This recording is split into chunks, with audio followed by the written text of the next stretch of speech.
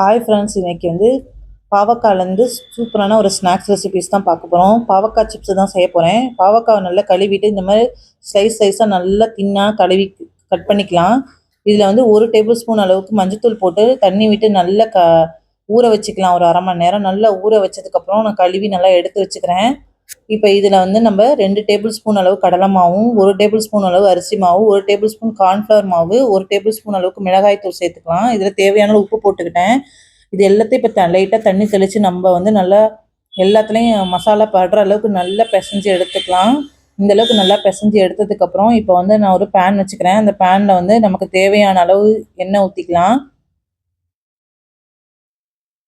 இப்போ எண்ணெய் நல்லா சூடானதுக்கப்புறம் நம்ம ஒவ்வொரு பாவக்காய் மசாலா தடவி வச்ச பாவக்காய் சேர்த்துக்கலாம். இப்போ இது மாதிரி எல்லாத்தையும் சேர்த்து நல்லா வந்து பொன்னிறமாக வர அளவுக்கு நல்லா மீடியமான ஃப்ளேமில் நல்லா வச்சு வெறுத்து எடுத்தோன்னா சூப்பரான பாவக்காய் சிப்ஸ் ரெடி ஆகிடுச்சு. இது ஈவினிங் ஸ்நாக்ஸாக பாவக்காய் சிப்ஸ் மாதிரி செஞ்சு கொடுத்தீங்கன்னா கசப்பே இல்லாமல் டீக்கு ஸ்நாக்ஸாக தொட்டு சாப்பிட்லாம்.